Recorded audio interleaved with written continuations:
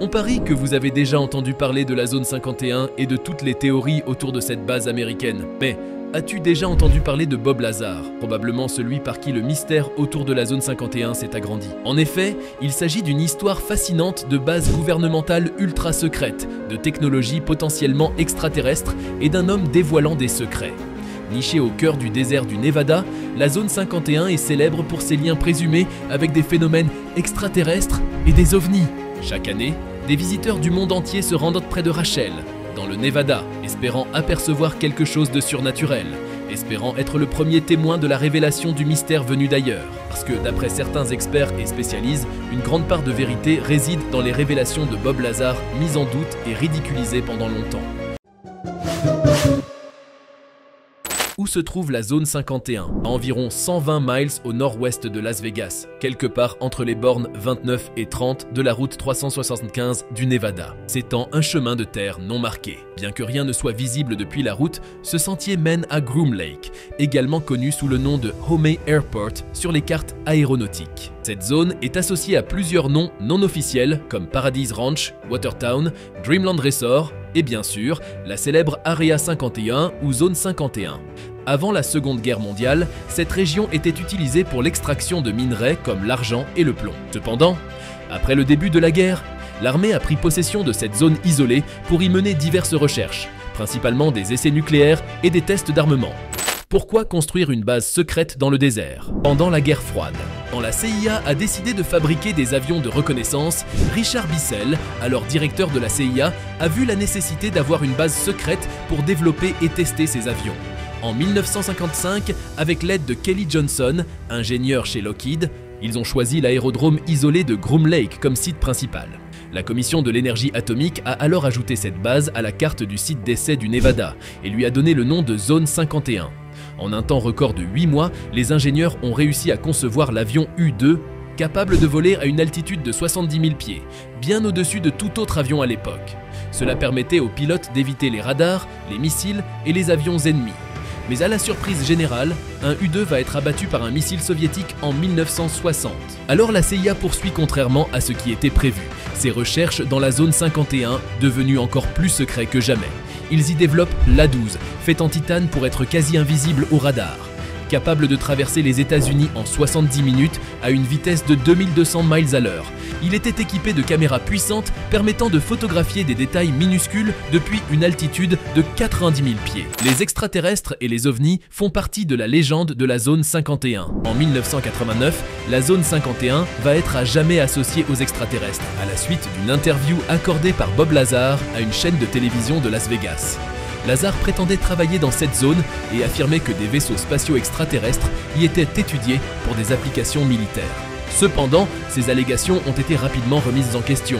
Ses antécédents scolaires ne correspondaient pas à ce qu'il avait affirmé et les ingénieurs de la zone 51 se concentraient sur des avions de pointe, pas sur des engins spatiaux. Malgré cela, avec les nombreux vols technologiquement avancés effectués dans la zone 51, notamment plus de 2850 décollages de l'A-12, les rapports d'objets volants non identifiés ont augmenté dans la région. Selon des sources citées par la journaliste Annie Jacobsen dans son livre sur la zone 51 publié en 2011, la confusion aurait pu naître après l'observation de l'A-12 qui avait le corps en titane qui réfléchissait la lumière du soleil d'une manière et se déplaçait super vite, pouvant donc évoquer des ovnis tels que décrits à l'époque. Bob Lazar et la zone 51. L'histoire de Bob Lazar, entourée de mystères et de controverses, commence à la fin des années 1980, où il prétend avoir travaillé sur une technologie extraterrestre dans un lieu que tout le monde découvrira comme étant la zone 51.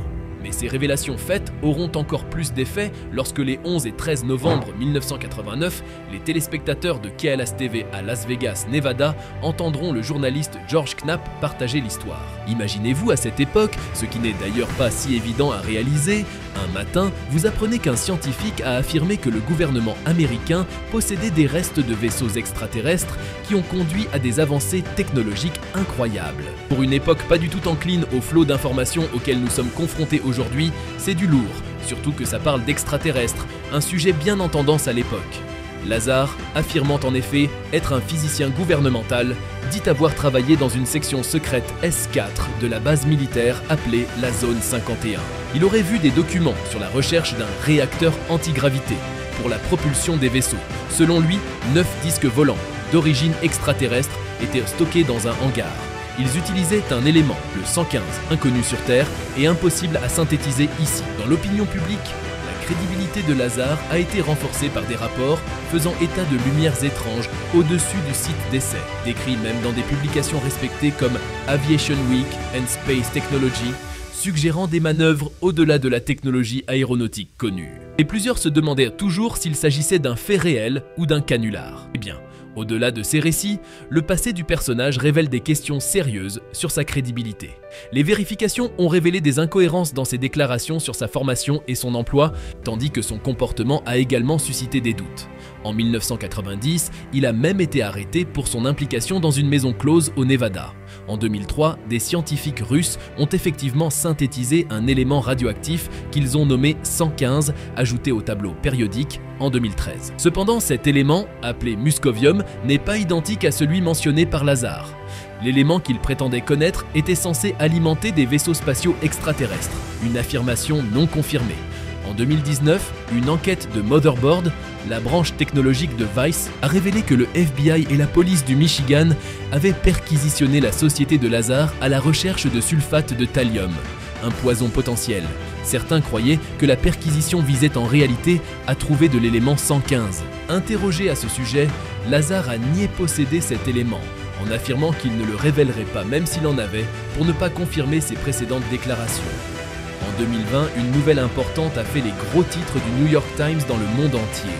Le groupe de travail sur les phénomènes aériens non identifiés, initialement créé pour enquêter sur les ovnis et présumé dissous, était toujours actif sous l'égide de l'Office of Naval Intelligence. Le journal a également révélé que Luis Elizondo, ancien directeur de cette task force, croyait que des objets d'origine inconnue avaient été récupérés et étudiés par le Pentagone. Cette histoire a ravivé le débat sur les ovnis. Certains se demandent maintenant si les révélations de Lazar étaient légitimes dès le départ. Des voix, comme celle du cinéaste indépendant Jérémy Corbel, ont défendu la sincérité de Lazar, rejoignant d'autres demandant plus de transparence. La question demeure.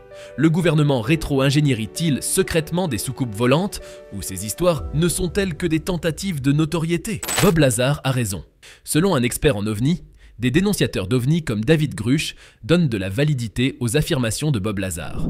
Pour Nick Pope, un expert en OVNI, des lanceurs d'alerte comme David Grusch ont corroboré les affirmations de Bob Lazar. J'espère que vous vous souvenez de David Grusch, l'officier de combat, colonel, décoré de l'US Air Force qui a fait un témoignage sous serment devant une commission du Congrès américain en juillet 2023.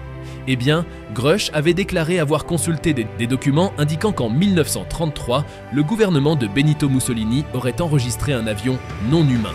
Nick Pope a souligné sur GB News que selon les théoriciens de l'astronautique ancienne, notre planète serait visitée depuis longtemps par des entités que l'on a interprétées comme des anges, des démons ou même des dieux.